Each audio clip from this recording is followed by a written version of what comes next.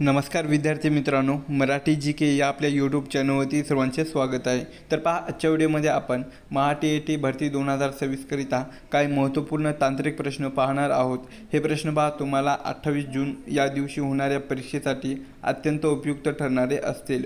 तरी तुम्ही चॅनल जर नवीन असाल तर चॅनलला सबस्क्राईब करून ठेवा, कारण तुम्हाला असेच महत्त्वपूर्ण व्हिडिओ नक्कीच बघावयास मिळतील। चला तर मग व्हिडिओला सुरुवात करूया।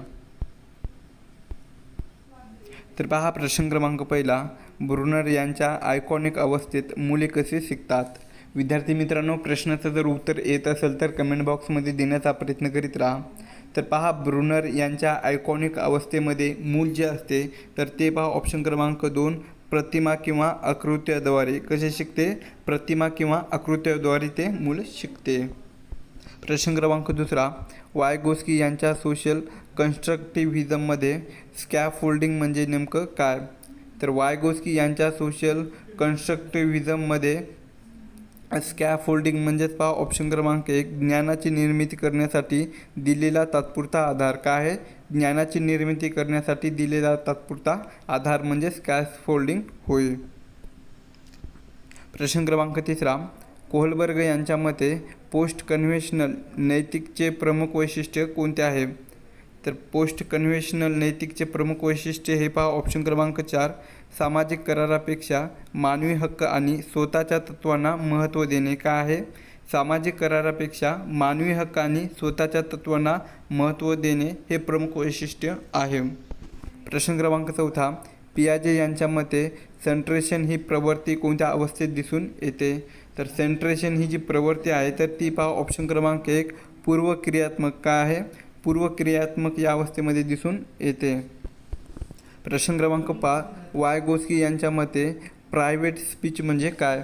तर वायगोस्की यांच्या मते प्रायव्हेट स्पीच म्हणजे पहा ऑप्शन क्रमांक 1, मुलांचे स्वतःशी बोलणे जे स्वतः नियमासाठी असते। काय आहे, मुलांचे स्वतःशीच बोलणे जे स्वतः नियमासाठी असते। प्रश्न क्रमांक 6, हावर्ड गार्डनर यांच्या मते नॅचरलिस्टिक बुद्धिमत्ता असलेल्या व्यक्तीची काय वैशिष्ट्ये असतात। तर नॅचरलिस्टिक बुद्धिमत्ता असलेल्या व्यक्तीची पहा ऑप्शन क्रमांक 3, प्राणी, वनस्पती आणि निसर्गाचे सूक्ष्म जाण। काय आहे, प्राणी, वनस्पती आणि निसर्गाचे सूक्ष्म जाण हे त्या व्यक्तीचे वैशिष्ट्य असतात।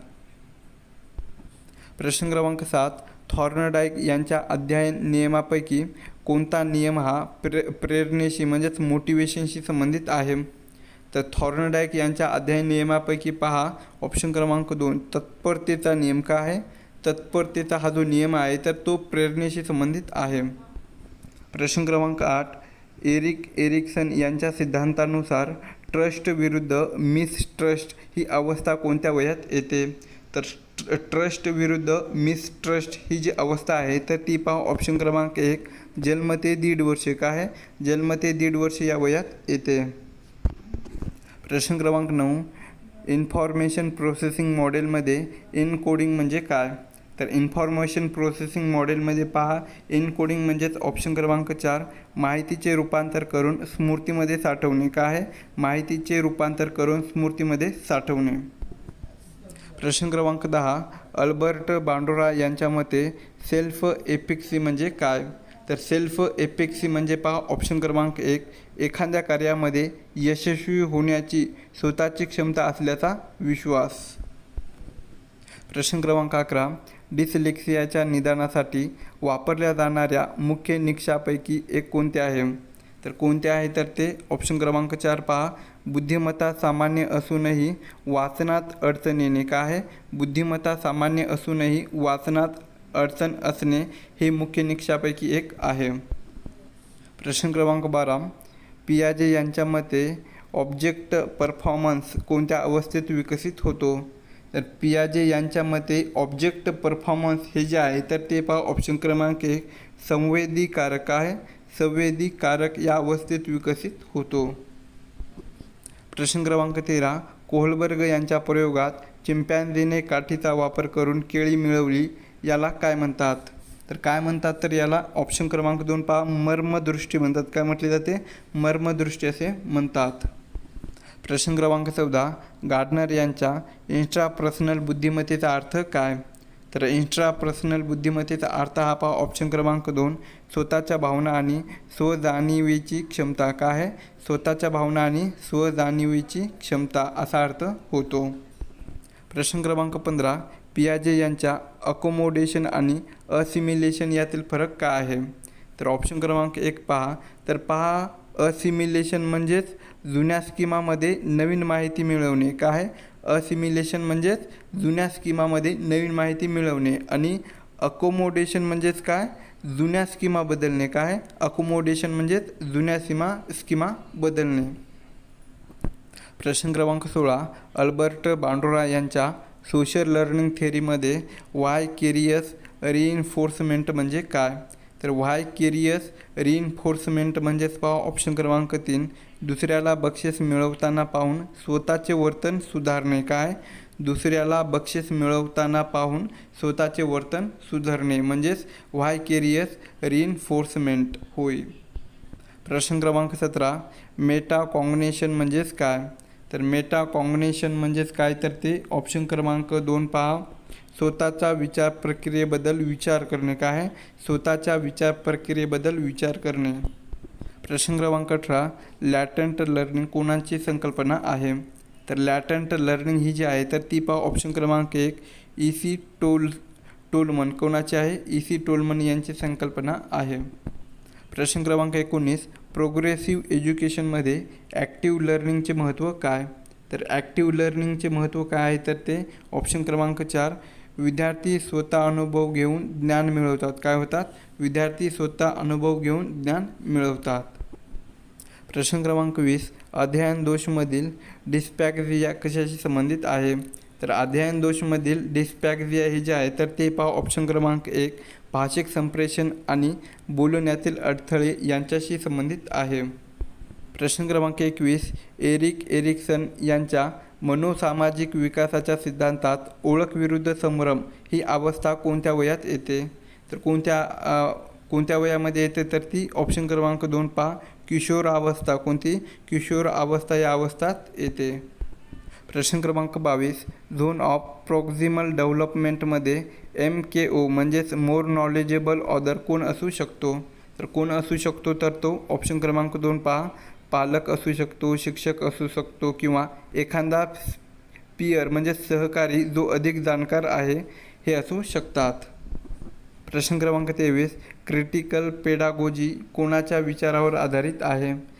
तर क्रिटिकल पेडागोजी हे जे आहे तर ते पहा ऑप्शन क्रमांक 1 पाउलो फ्रेरे. काय? पाउलो फ्रेरे यांच्या विचारावर आधारित आहे. प्रश्न क्रमांक 24 कन्व्हर्जंट थिंकिंग कशाशी संबंधित आहे? तर कन्व्हर्जंट थिंकिंग हे जे आहे तर ते पहा ऑप्शन क्रमांक 2 समस्या सोडवण्यासाठी एकाच अचूक उत्तराकडे जाणे. कशाशी संबंधित आहे? समस्या सोडवण्यासाठी एकाच अचूक उत्तराकडे जाणे यांच्याशी संबंधित आहे. प्रश्न क्रमांक 25 ऑपरंट कंडिशनिंगमध्ये शेपिंग म्हणजे काय?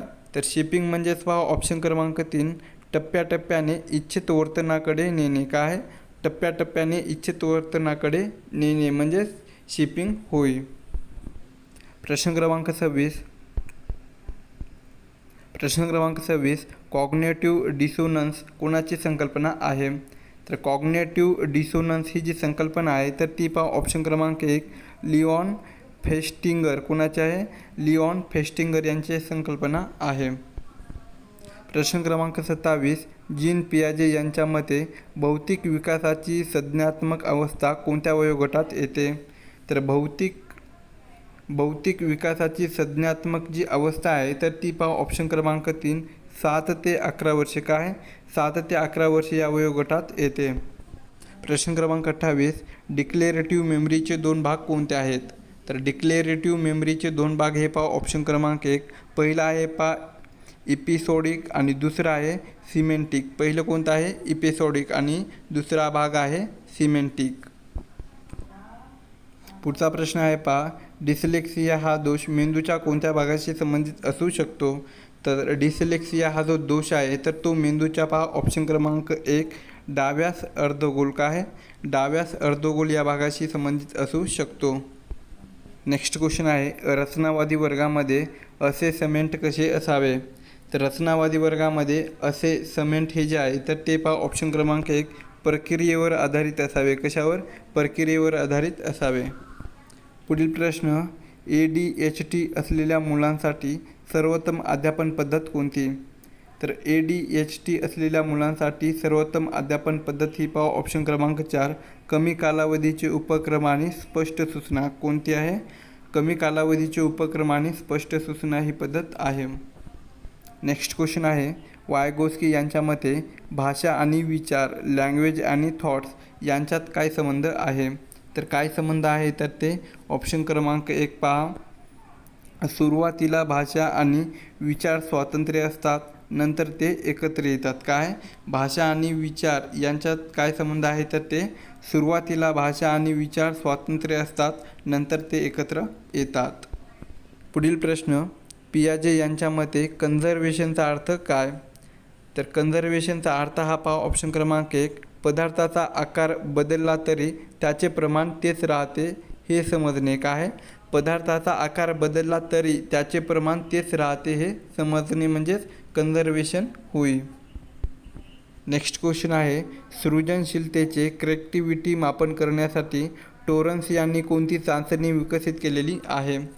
तर टोरन्स यांनी पहा ऑप्शन क्रमांक 2 टोरन्स टेस्ट आणि क्रिएटिव्ह थिंकिंग. कोणती आहे? टोरन्स टेस्ट आणि क्रिएटिव्ह थिंकिंग ही चाचणी विकसित केलेली आहे.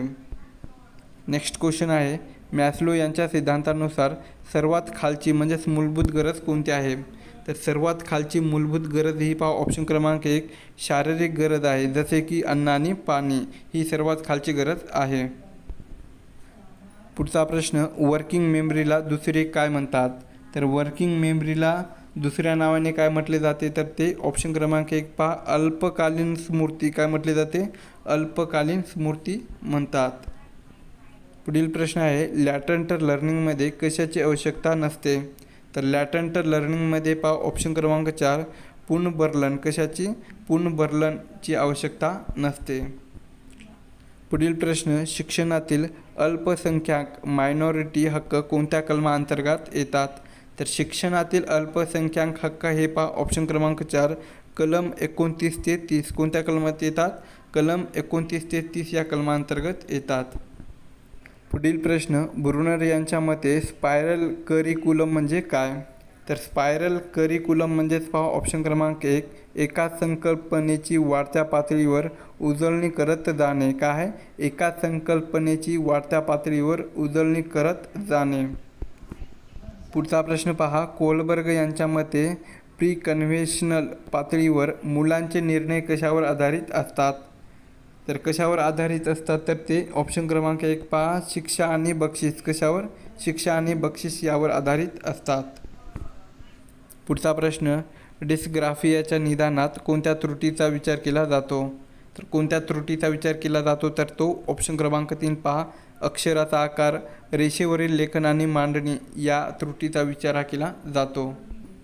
पुढील प्रश्न मेटाकॉग्निशनमध्ये मुख्य घटक कोणते आहे? तर मेटाकॉग्निशनमध्ये मुख्य घटक हा पहा ऑप्शन क्रमांक 1 ज्ञान आणि नियंत्रण. कोणतं आहे? ज्ञान आणि नियंत्रण हे मुख्य घटक आहे. पुढील प्रश्न गार्नर यांच्या सिद्धांतावर टीका का केली जाते? तर ऑप्शन क्रमांक 1 पहा बुद्धिमत्तेचे अनेक प्रकार मोजणे कठीण आहे. काय? बुद्धिमत्तेचे अनेक प्रकार मोजणे कठीण आहे म्हणून गार्नर यांच्या सिद्धांतावर टीका ही केली जाते.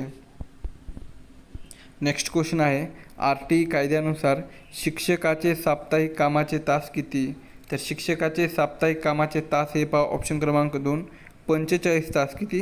45 कामाचे तास असतात. नेक्स्ट क्वेश्चन आहे इकोसिस्टीमचा सिद्धांत कोणी मांडलेला आहे?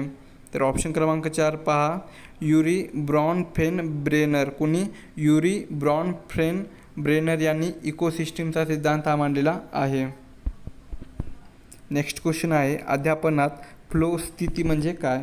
तर अध्यापनात फ्लो स्थिती म्हणजेच पहा ऑप्शन क्रमांक 1 एकाग्रतेची आणि आवडीची सर्वोच्च स्थिती. काय आहे? फ्लो स्थिती म्हणजेच एकाग्रतेची आणि आवडीची सर्वोच्च स्थिती. पुढचा प्रश्न कोहलबर्ग यांच्या सिद्धांतावर कोणी टीका केलेली आहे? तर कोणी टीका केलेली आहे तर ती ऑप्शन क्रमांक 1 पहा कॅरोल गिलिगन. कोणी? Carroll Gilligan.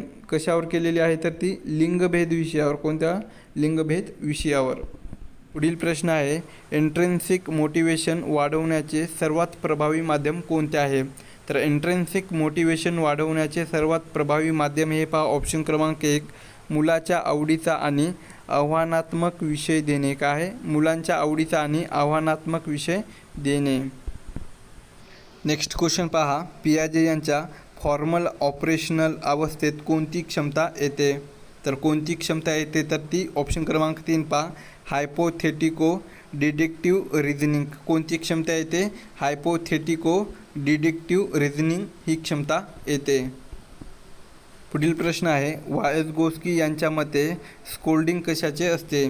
तर वायगोस्की यांच्या मते स्कोल्डिंग हे जे असते तर ते पहा ऑप्शन क्रमांक 1, समर्थनाचे. कशाचे असते? समर्थनाचे असते. पुढील प्रश्न, डिस्कॅस्क्युलियाचे प्रकार कोणते आहेत? तर डिस्कॅस्क्युलियाचे प्रकार हे पहा ऑप्शन क्रमांक 3, भाषिक आणि प्रक्रियात्मक. कोणते आहेत? भाषिक आणि प्रक्रियात्मक हे प्रकार आहेत. पुढील प्रश्न आहे, अध्ययन प्रक्रियेत डिसोनन्स कमी करण्यासाठी काय करावे? तर डिसोनन्स कमी करण्यासाठी पहा ऑप्शन क्रमांक 1, नवीन माहिती आणि जुनी माहिती मेळ घालवणे. काय? नवीन माहिती आणि जुनी माहिती मेळ घालवणे. पुढील प्रश्न, गस्टाल्ट शब्दाचा अर्थ काय होतो? तर गस्टाल्ट शब्दाचा अर्थ हा पहा ऑप्शन क्रमांक 2, संपूर्ण किंवा एकसंध. काय? संपूर्ण किंवा एकसंध असा अर्थ होतो. पुढील प्रश्न, शिक्षणातील सहभाग म्हणजे काय? तर शिक्षणातील सहभाग म्हणजेच पहा ऑप्शन क्रमांक 1, मानसिक, भावनिक आणि वर्तन सक्रियता. काय? मानसिक, भावनिक आणि वर्तन सक्रियता. पुढील प्रश्न, इमोशन इंटेलिजन्सचे मुख्य घटक कोणी सांगितलेले आहेत? तर इमोशन इंटेलिजन्सचे मुख्य घटक हे पहा ऑप्शन क्रमांक 4, डॅनियल गोलमन. कोणी? डॅनियल गोलमन यांनी सांगितलेले आहे. पुढील प्रश्न, शिक्षण प्रक्रियेत डायग्नोस्टिक मूल्यमापन कशासाठी? तर शिक्षण प्रक्रियेमध्ये डायग्नोस्टिक मूल्यमापन हे जे आहे तर ते पहा ऑप्शन क्रमांक 1, विद्यार्थ्याच्या अडचणीचे मूळ शोधण्यासाठी. काय? डायग्नोस्टिक मूल्यमापन हे विद्यार्थ्याच्या अडचणीचे मूळ शोधण्यासाठी असते. पुढील प्रश्न, पियाजे यांच्या मते मूल अहकेंद्री इगोसेंट्रिक कोणत्या काळात असते? तर मूल अहकेंद्री हे पहा ऑप्शन क्रमांक 3, पूर्वक्रियात्मक. आहे पूर्वक्रियात्मक या काळात असते. पुढील प्रश्न, यशस्वी शिक्षणाची गुरुकिल्ली काय आहे? तर ऑप्शन क्रमांक 1 पहा, मानवी नात्याची जपणूक आणि जिज्ञासेला वाव. ही पहा यशस्वी ज्ञानाची गुरुकिल्ली आहे. पुढचा प्रश्न पहा, बायोलॉजिकल आणि सोशल घटकाच्या मिश्रणाला काय म्हणतात? तर बायोलॉजिकल आणि सोशल घटकाच्या मिश्रणाला पहा ऑप्शन क्रमांक 2, विकास, डेव्हलपमेंट असे म्हणतात. शेवटचा प्रश्न आहे पहा, सिमेंटिक मेमरी काय? तर सिमेंटिक मेमरी म्हणजेच पहा ऑप्शन क्रमांक 2, सामान्य ज्ञान आणि अर्थाची स्मृती. काय? सामान्य ज्ञान आणि अर्थाची स्मृती.